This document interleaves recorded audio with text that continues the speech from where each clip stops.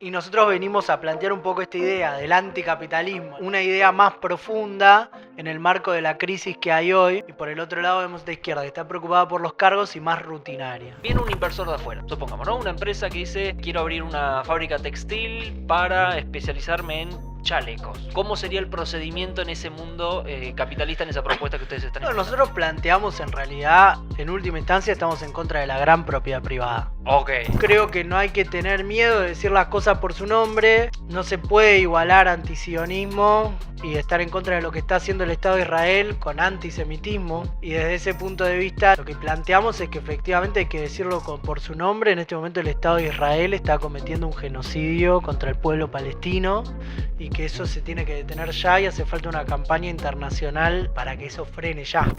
Hola amigos, ¿cómo están? Bienvenidos a una nueva entrevista aquí en Política Analizada. Mi nombre es Julián Galeano y hoy vamos a conversar con un referente de la izquierda argentina para sumergirnos a ver qué es lo que ocurre en la izquierda argentina, en el mundo anticapitalista. Acá tenemos el manifiesto que nos trajeron, obviamente. Muy atentos para conocer un poco su propuesta. Tenemos a Federico Winokur para venir a charlar con nosotros. Fede, un gusto.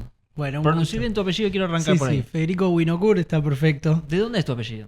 Es ucraniano. Ujú. El origen es ucraniano.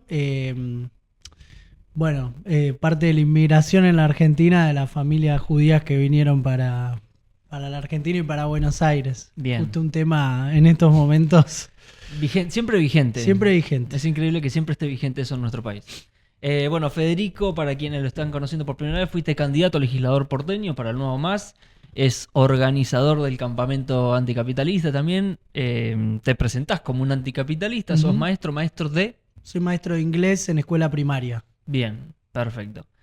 Fede, lo primero que quiero conocer es de vos, ¿qué te hace militar por la izquierda? Porque a mí me llama mucho la atención las personas que deciden militar. Porque una cosa es decir, me gustan las ideas, me gusta el Sí, concepto, está me bueno. gusta ir a charlas, y otra cosa es decir, quiero poner la cara, ser boleta, ir a debate, o sea, es otro nivel de compromiso.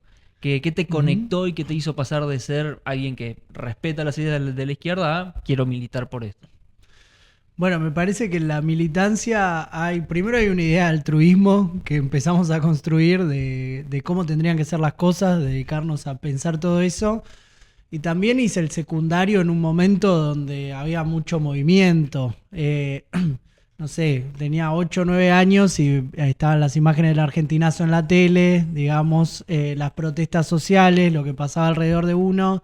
Después cuando llegué al secundario, además fui al Buenos Aires, que es un colegio como ultra politizado. ¿Cuántos años tenés? Yo tengo 32. 32. Bien.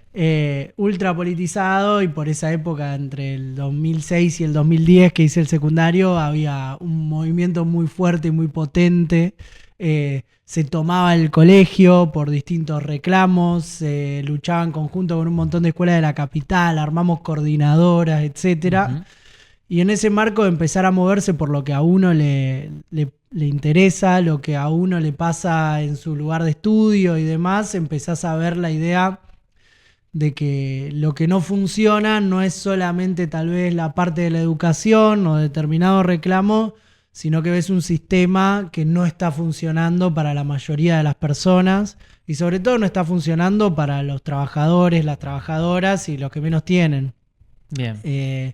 Y en ese marco creo que a muchos nos sensibilizó en esa época una discusión sobre los derechos humanos, sobre la discusión de lo que había pasado en la última dictadura en nuestro país, la idea de que por querer transformar el mundo y justamente por criticar el capitalismo, porque si algo hacían los 30.000 en nuestro país era criticar el capitalismo, hayan desaparecido todas esas personas. Y en ese marco también hubo una disputa en el movimiento de derechos humanos sobre si había que estatizar ese movimiento y dejar de reclamar ciertas cosas o profundizarlo. En ese marco me alineé muy fuertemente con la izquierda yo, en esa discusión, con el espacio del Encuentro de Memoria, Verdad y Justicia, con Norita Cortiñas, con ese sector que planteaba que además de la dictadura habían pasado cosas previo a la dictadura, entre el 74 y el 76, que no tenían nada más que ver con el proceso de reorganización nacional, digamos, con el proceso de Videla y la dictadura, sino también con una respuesta del sistema a un país donde se estaba discutiendo justamente un montón de cosas como el capitalismo y la propiedad privada previo al golpe. Ok, perfecto.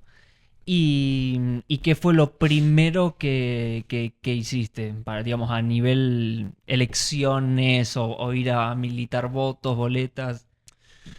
A nivel militante, lo primero que hice que yo tenga recuerdo fue hablar en una asamblea en el colegio.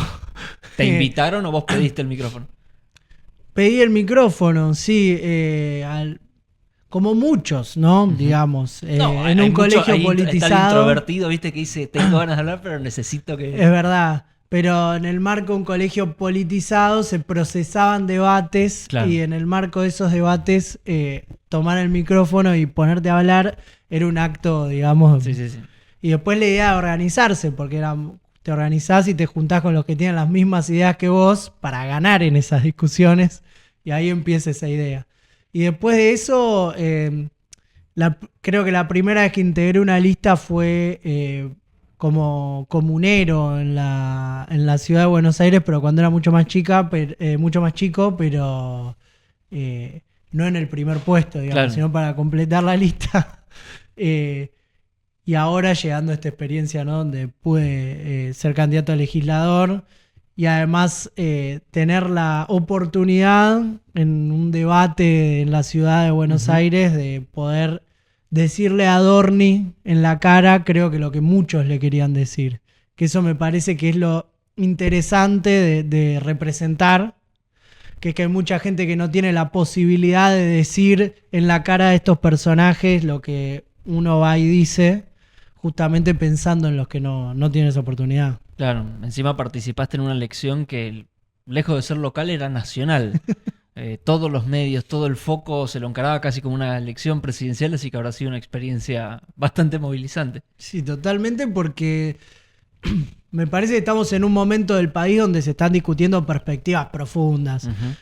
Más allá de las discusiones locales, que yo estoy muy interesado y que me interesa mucho el tema de la educación, me interesa un montón de cuestiones, me interesa el tema del salario, pero se están discutiendo perspectivas del país porque hay una crisis de representatividad enorme, donde hay modelos que fallaron abiertamente, y eso es lo que empezamos a cuestionar y eso es lo que empezamos a discutir.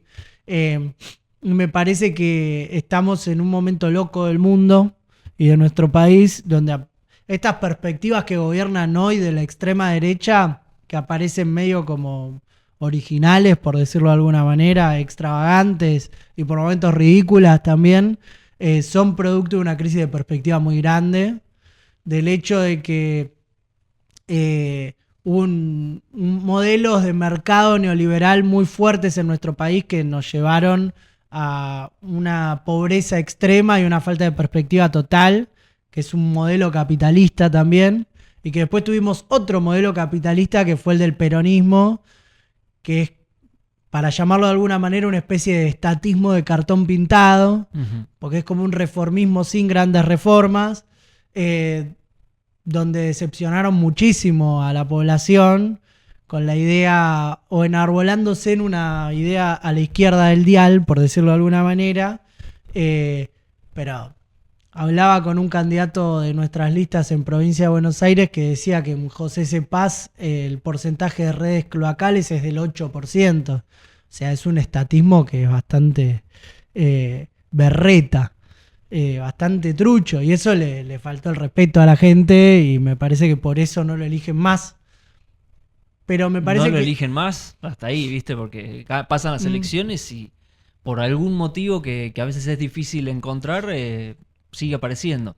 Quizás porque no aparece una contraoferta electoral más potente. Yo creo que el dato de las elecciones de 2025 fue que no fue nadie a votar. El gran candidato fue el ausentismo. Y eso habla de falta de perspectiva. Porque en 2023 se puede decir que fue mucha gente a votar. Sí. O sea, fue el 70% Estuvo en los parámetros del padrón y eligió determinadas cosas, más allá del método del balotaje, que infla los apoyos y demás. Pero en esta elección lo que hizo la gente fue no ir a votar. Y eso me parece que para las y los trabajadores significa una falta de perspectiva muy grande. Y es la decepción de este sistema también. Bien. Hablaste de representatividad. Háblanos de la izquierda argentina. ¿Quiénes representan a la izquierda argentina? Cuando uno mira, por ejemplo, La Libertad Avanza, uno puede decir, bueno, están los anarcocapitalistas, están los conservadores, están los de las fuerzas del cielo que representan la juventud, las redes sociales.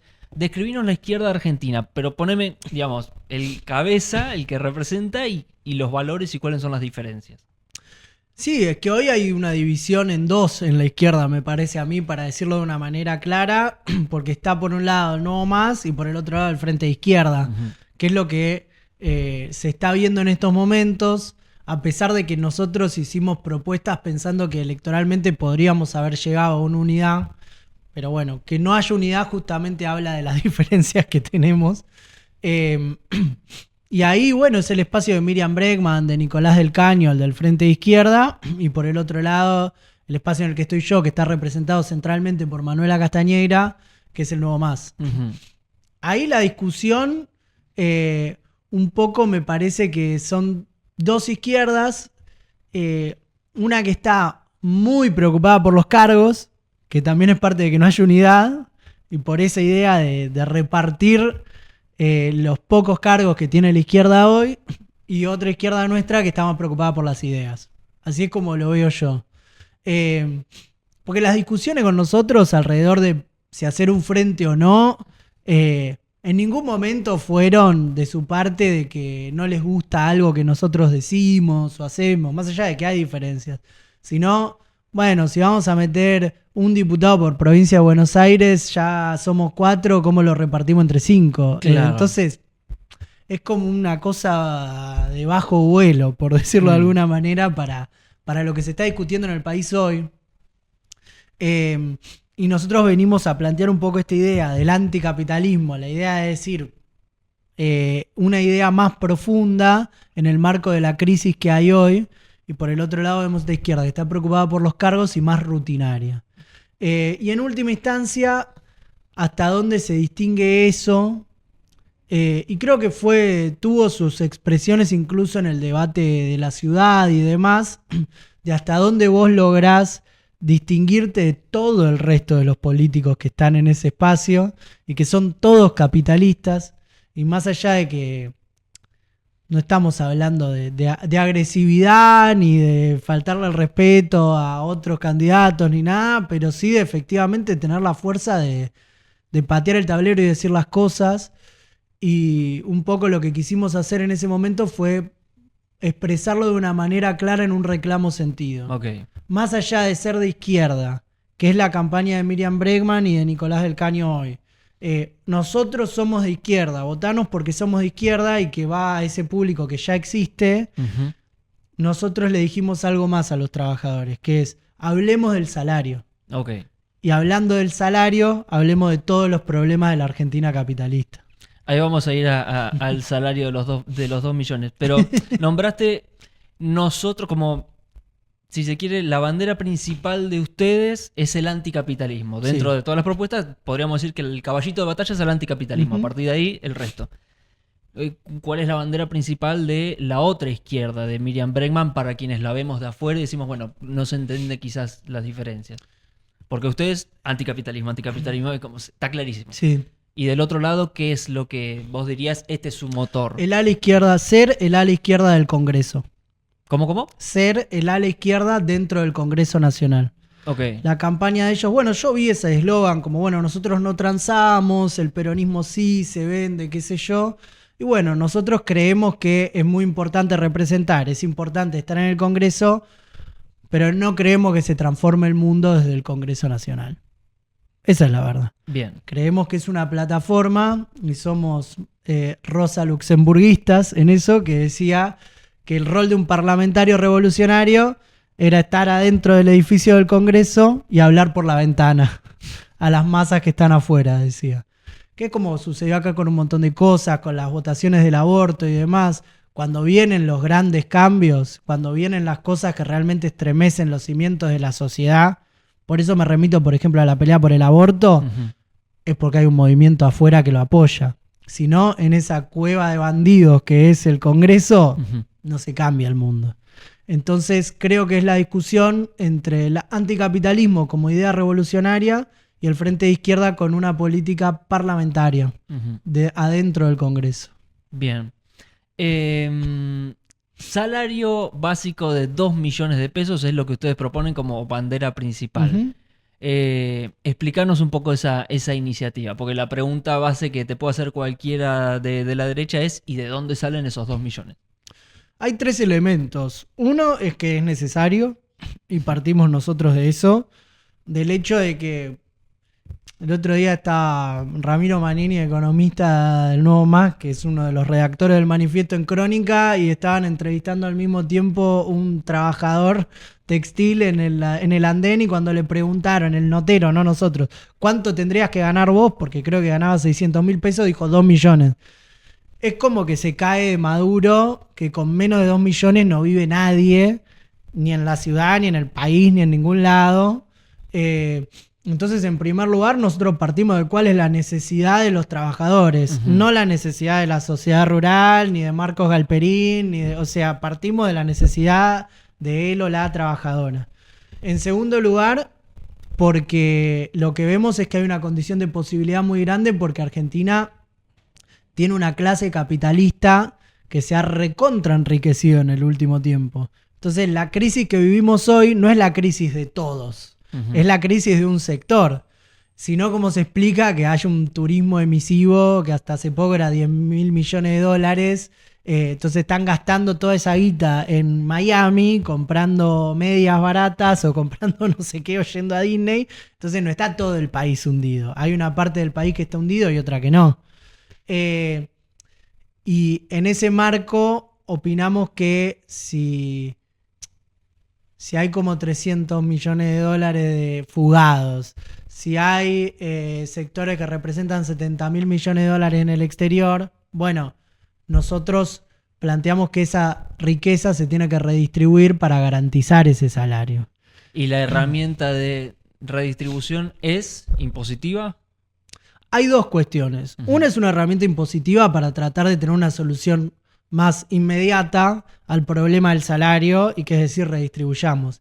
Y otra es la crisis productiva que vive la Argentina hace décadas, donde no existe inversión real en el país de parte ni del Estado ni de la clase capitalista de nuestro país. Porque los empresarios en Argentina jamás decidieron invertir acá, siempre la fugaron. O sea, es importante la inversión local, pero ¿cómo piensan, cómo se estimularía esa inversión local? Nosotros tenemos otra visión de la economía, Sí. que es justamente, nosotros lo llamamos la planificación democrática de la economía por parte de las y los trabajadores, que es lo que nosotros hablamos un poco cuando decimos anticapitalismo.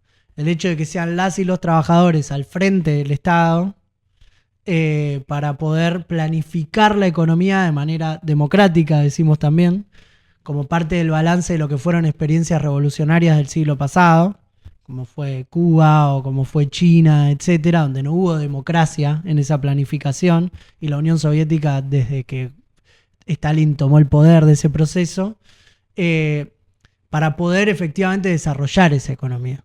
Y poder ir a inversiones históricas en los lugares clave como salud y educación, pero también hoy en un país donde no se puede ni andar por una ruta, es impensado aumentar la productividad de las empresas también en nuestro país y demás, de la industria, quiero decir. Bien, entonces te pregunto desde afuera, con Sí. total ignorancia para entender y comprender bien el punto. Vos decís democratizar la economía, que sean las y los trabajadores quienes tomen las decisiones. Llévamelo a un ejemplo práctico para poder hacerlo más didáctico y entenderlo. Por ejemplo, en el nacimiento de una empresa, viene un inversor de afuera, supongamos, ¿no? Una empresa que dice, quiero abrir una fábrica textil para especializarme en chalecos. ¿Cómo sería el procedimiento en ese mundo capitalista, en esa propuesta que ustedes están implementando? Nosotros planteamos, en realidad, en última instancia, estamos en contra de la gran propiedad privada. Ok. Entonces, vamos más abajo. Somos un grupo, una ciudad. ¿Cómo Sí. organizaría esa ciudad anticapitalista las inversiones? ¿Cómo organizamos eso?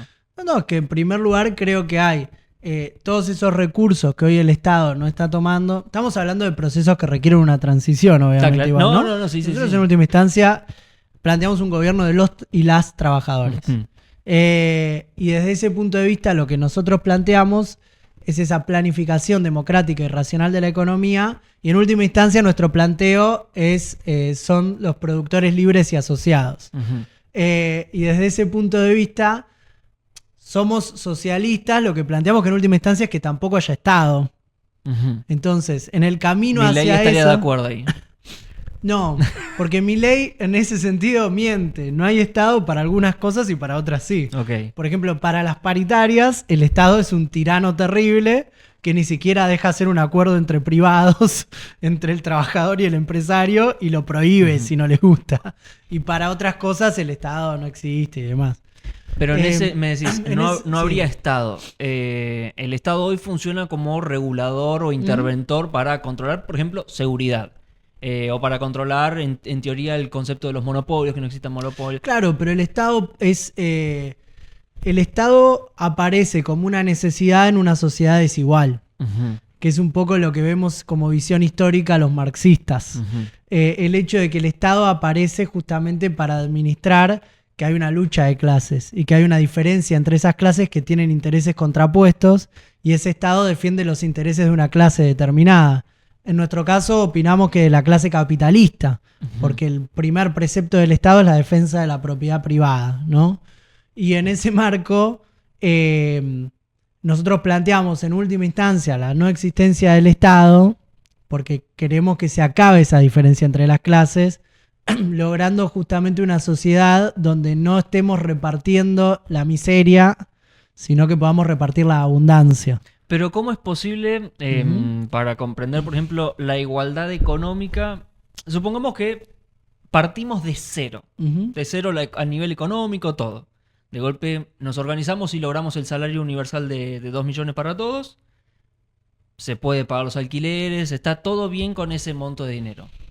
Capaz vos, por ejemplo, con esos 2 millones lo usas para tu alquiler, para vivir, y lo que te sobra, una salida con tus hijos, te compras un autito y demás. Y capaz a mí, soltero, por decirte, lo que me sobra, lo guardo, y dentro de un año, inevitablemente voy a tener más capital que vos.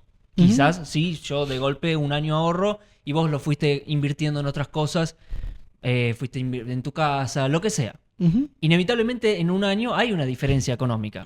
¿Eso no, crees que es imposible que ocurra? ¿Eso no genera ya desigualdad? El problema nuestro y lo que nosotros criticamos, y para decirlo, estamos en contra de la gran propiedad privada, no estamos en contra de que las personas tengan cosas. Pero tarde o Y de que temprano, vos pero tengas- tarde o temprano, capaz a mí lo que me sirve para ahorrar, Vos digo, tenés que tratar de pensar en una organización de la sociedad que es completamente distinta a la que estamos acostumbrados nosotros en estos momentos, y que tiene que ver con el hecho de que efectivamente hay un montón de derechos que estén garantizados para todas las personas. Ujú. Y en ese marco, en última instancia, vos sabés que los grandes debates en las economías de transición al socialismo, que hubo en la Unión Soviética, en Cuba, incluso era así, seguían existiendo las mismas categorías de la economía Claro. que en el capitalismo.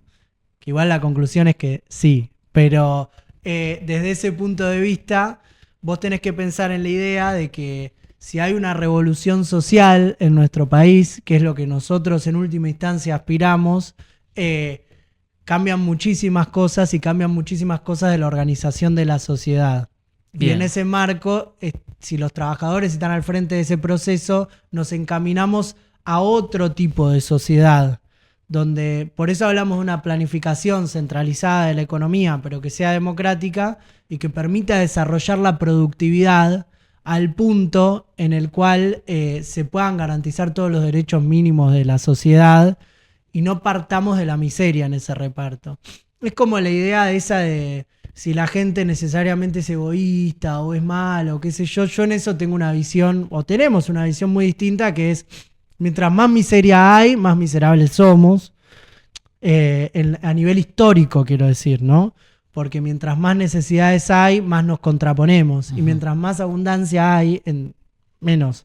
De hecho, uno de los ejemplos de Trotsky cuando habla de la revolución traicionada en la Unión Soviética, habla del ejemplo entre una familia donde la heladera está casi vacía y los padres tienen que ponerle candado a la heladera para poder administrar ese alimento, y una familia rica donde la heladera rebosa y cada uno puede servirse cuando quiera, por Bien. decirlo de alguna manera. Ok. Pero bueno, entonces, sin irnos quizás a ese mundo utópico, ¿cuál es el siglo XXI, en la situación actual? Vos dirías, bueno, el primer paso es por acá. Bueno, yo digo el primer paso es el salario, Ujú. porque desde ese punto de vista nosotros empezamos a discutir cuánta desigualdad puede haber en nuestro país. O sea, hablamos de que hace 2 semanas el presidente bajó las retenciones al agro, al mismo tiempo que mantiene pisadas las paritarias en un montón de gremios. Entonces nosotros decimos, ¿no sería más lógico poner ese piso de salario mínimo obligando a los que tienen una productividad grande para poder pagarlo, a pagar esos salarios a los trabajadores, que permita a su vez reactivar la economía y desde ese punto de vista poner en marcha al país y también subsidiando, digamos, a los pequeños comercios y demás? Entonces decimos, la primera medida para nosotros sería ese salario para las y los trabajadores. Porque hoy estamos yendo a un modelo donde igual todos buscamos un salario, todos buscamos ese tipo de ingresos, pero para buscarlo como trabajador tenés que recurrir al pluriempleo, trabajar desde la mañana hasta la última hora de la noche. Sí, está claro, está claro. ¿Y ese salario iría para los registrados? Nosotros decimos para todos los trabajadores. Ujú. Obviamente los no registrados es una categoría que hay que combatir porque para poder regular a los no registrados hay que registrarlos. No, está claro, pero viste, tenés después un montón de categorías de trabajadores no registrados que pueden ser sus propios jefes o que venden y venden ropa o venden cosas más que vos decís, bueno, ¿a quién aporta? Es todo también una categoría. Por eso te preguntaba, digamos, este salario hoy, supongamos que es posible y se dan los votos y se organiza, sería para los registrados en principio. No, para en todos. el ideal. Para todos, pensando en la idea de que también dentro del trabajo del emprendedurismo, digamos, hay muchas trampas hoy. Por ejemplo, son los repartidores por aplicación. Ahí tenés una discusión muy grande porque te venden que sos socio de Rappi o de Pedido Ya, y hay muchos repartidores hoy que duermen en la calle. ¿Cómo van a ser socios igualitarios cuando en realidad están poniendo su fuerza de trabajo para que se lleve la ganancia a otro? Es la misma explotación, pero con un celular en el medio, digamos. Ujú. Entonces le ponen una cara tecnológica a la misma explotación de siempre. Pero es loco porque eso me parece que se empieza a dar vuelta también. Había todo un discurso alrededor del emprendedurismo y de que, bueno, los repartidores estaban con Milei, y hoy los repartidores se están organizando. Y hay muchísimos trabajadores. Por ejemplo, nosotros como Nuevo Más fuimos parte de impulsar la creación del Sindicato de Trabajadores de Reparto por Aplicación en Argentina, el CITRAREPA. Ujú. Y de hecho fueron parte de la lista de la legislatura. De hecho, Belén D'Ambrosio fue la segunda candidata a legisladora en la lista. Y que es la secretaria del sindicato. Y se está dando vuelta un poco esa idea porque hace un tiempo podía parecer más redituable la idea de que vos por tu cuenta ahorres, y hoy en el marco del capitalismo descarnado que estamos viviendo, en general los repartidores están más bien en la pobreza.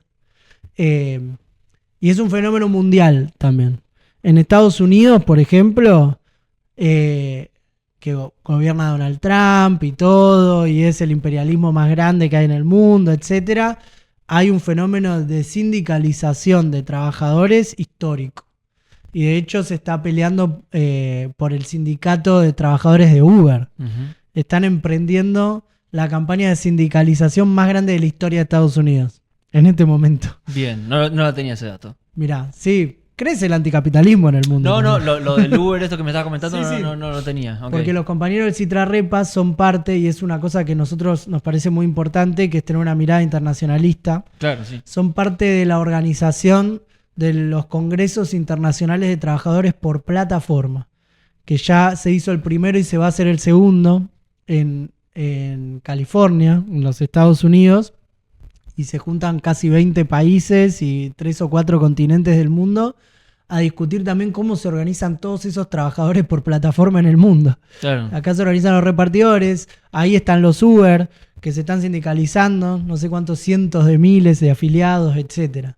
Háblanos de la marcha del sábado. El sábado 9 van a estar marchando. Comentanos un poco sobre la iniciativa. Sí, lo primero que hay que decir es que en este momento se está cometiendo un genocidio frente a nuestros ojos en Palestina. Es una cosa gravísima. Y además, bueno, yo soy Winokur, te imaginás que vengo de una familia judía. Tengo una gran sensibilidad por el tema. Cuando empecé a militar y en el marco de los estudios que empecé a hacer, una de las cosas que primero leí fue Si esto es un hombre, de Primo Levi, contando la experiencia de lo que fue estar en Auschwitz durante el Holocausto, reivindicando toda esa tradición también de resistencia al pueblo judío.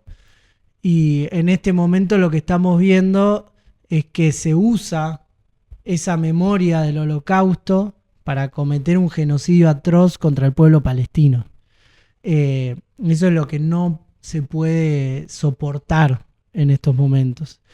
De hecho, como maestro también pensaba justamente esto de que en Gaza hace 660 días que no hay clases y además que van entre 18 y 20 mil niños y niñas asesinados en este proceso, lo que significa 28 chicos y chicas por día, lo que es un grado entero por día.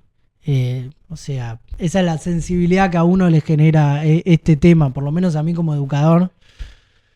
Y en eso creo que no hay que tener miedo de decir las cosas por su nombre, que no se puede igualar antisionismo y estar en contra de lo que está haciendo el Estado de Israel con antisemitismo, que son cosas que no tienen nada que ver.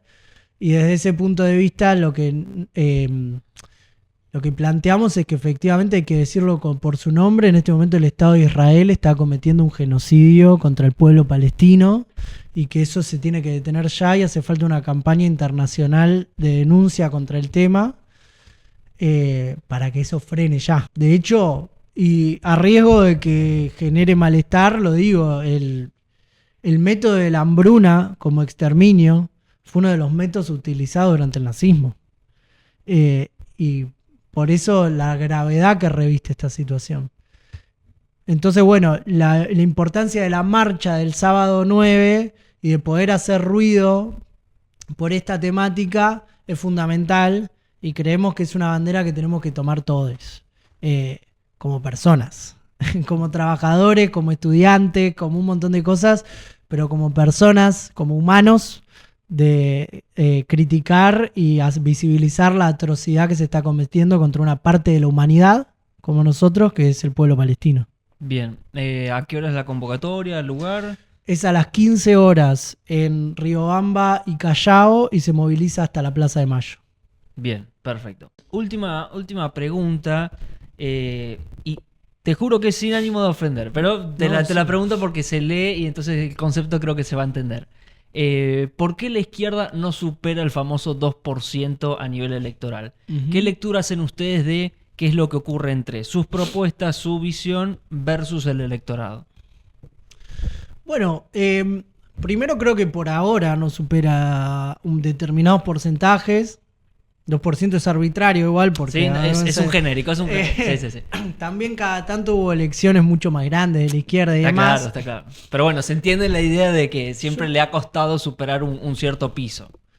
Yo creo que lo primero que uno hace mucho es mirar al futuro como perspectiva y eso nos permite a nosotros no perder nuestros ideales, digamos, ni perderlos en la nimiedad de lo posible, que creo que fue el gran derrotero del peronismo y del kirchnerismo en el país, que terminó siendo una cosa que hoy no entusiasma a nadie. Y cuando uno mira el mundo, dice, mirá cómo crecen opciones de izquierda en un montón de lugares.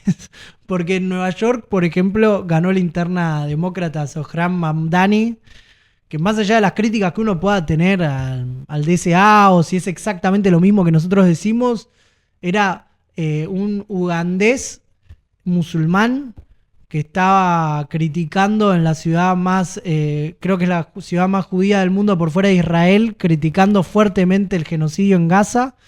¿Hay ejemplos electorales a nivel mundial que ustedes miran como fenómenos a tener en cuenta? Totalmente. Citanos algunos para los que los vemos de afuera. No, pienso que hay un montón de candidatos del DSA en los Estados Unidos que tienen una fuerza enorme en este momento. Okay. Más allá de si programáticamente son exactamente lo mismo que nosotros, capaz que son más reformistas que nosotros, pero lo que representan en la gente que los votó son fenómenos de ultraizquierda. Para Nueva York, plantear congelar la renta en Nueva York es como decir expropiar a todos los capitalistas. El hecho de que en Chile también haya ganado la interna la candidata del Partido Comunista, más allá de que nosotros también, te repito, el Partido Comunista de Chile es stalinista y nosotros no tenemos nada que ver, pero me parece que a nivel del electorado significa un giro a la izquierda importante frente a Boric, que era un personaje muy insulso, más bien progresista. Creo que hay un fenómeno en el mundo que es que la extrema derecha se está comiendo el centro político. Entonces pasa una cosa loca. Está bien, la extrema derecha tiene fuerza en el mundo y demás, y la izquierda está muy bien en el mundo también. La izquierda está bien. Lo que está mal es el centro político.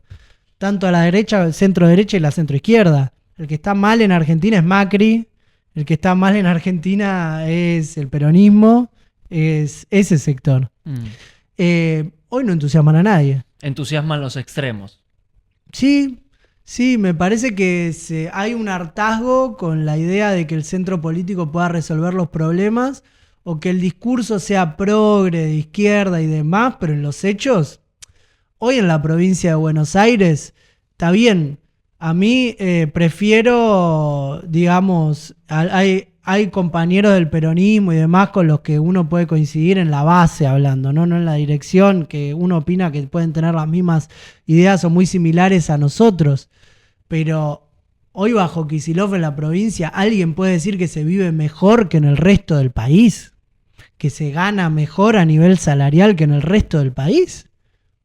Me parece que no. Me parece que el ajuste a nivel nacional, Kicillof lo está aplicando de manera directa en la provincia de Buenos Aires. Después es menos reaccionario que Milei, puede ser. Milei es un fascista desbocado que odia a todas las minorías, a los homosexuales, dice cualquier cosa. Eso es verdad, es la extrema derecha, no es exactamente igual. Pero el ajuste lo pasan de la misma manera. Entonces, yo no sé si se va a expresar en primer lugar a nivel electoral, pero creo que hay un crecimiento de la izquierda en la Argentina. Y creo que además la expresión de la izquierda también tiene que ver con los movimientos por abajo también. Uh-huh. Con la representatividad que se empieza a tener en la juventud, en los sectores de trabajadores y demás. Y fíjate, es loco porque la derecha saca muchos votos, pero no puede movilizar a nadie. Qué sé yo. Mirá la derecha Fest el otro día, fue una tristeza. Milei no puede hacer un acto grande. Nunca lo hizo y nunca lo va a poder hacer, aparentemente. Entonces, desde ese punto de vista, me parece que la izquierda tiene una perspectiva muy grande para crecer. Y también de la mano de ideas. Por eso nosotros decimos el anticapitalismo. Sí, que vuelvo a mostrar, acá nos trajiste el manifiesto, que lo usaron para la campaña, ¿no? Que ¿esto lo repartían en las plazas o...? Ese es nuestro programa teórico-político, donde a todos los que estaban interesados en entender cómo es posible un salario de 2 millones de pesos, qué significa el anticapitalismo, entraba con todas esas propuestas. Y ahí recorrimos la capital también con Manuela Castañeira para llevar estas propuestas. Y ahora lo vamos a hacer de vuelta. Bueno, en la provincia de Buenos Aires ya lo estamos haciendo con nuestros candidatos, con Juan Cruz Ramati, Lucas Correa, y en las 8 secciones electorales. Y también en octubre vamos a volver a estar con Manuela Castañeira en la provincia de Buenos Aires. Yo voy a estar en la capital y nos vamos a presentar también en todo el país. Bien, perfecto. Por último, ¿qué tiene que pasar para que entre el Fito y Nuevo Más haya acuerdo? ¿Qué es lo indispensable? Lo indispensable, a nivel teórico, te diría que dejen de lado un poco el tema de los cargos y demás. A nivel práctico, al que quiere la unidad le digo que vote al Nuevo Más. Porque aparentemente el único idioma que se entiende es la división de los votos. Entonces, en este marco, si nosotros entramos al Congreso, nosotros siempre dijimos lo mismo, y lo dije también en Capital, que si entramos al Congreso vamos a proponer un bloque común. Igual, aunque ellos hayan negado la unidad históricamente y bla, bla, bla. Entonces, si Manuela Castañeira logra ser diputada nacional en octubre, o si yo logro ser diputado nacional en octubre, vamos a proponer al Frente de Izquierda un bloque común en el Congreso y vamos a hacer la unidad de una vez por todas. Entonces, si quieren la unidad, mi propuesta es que voten al Nuevo Más, a Manuela Castañeira en Provincia de Buenos Aires, a mí en la capital, a Julia Di Santi en Córdoba, a todos los candidatos que estamos presentando en todo el país, para poder superar eso de una vez por todas de manera práctica. Bien, perfecto. Fede, gracias por venir, gracias por tu tiempo. Si alguien te quiere contactar, quiere seguirte, ¿por dónde te pueden encontrar? Nos pueden encontrar en Instagram, en Twitter, en todas las redes sociales. Me buscan como Federico Winocour y me van a encontrar. Perfecto, bueno, y quedaremos en contacto cuando se haga el lanzamiento por la campaña de octubre, a ver qué podemos hablar sobre el tema. Bueno, muchas gracias. Gracias por venir, gracias a vos por estar ahí del otro lado. Recordá de suscribirte, de activar la campanita y nos vemos en la próxima entrevista aquí en Política Analizada.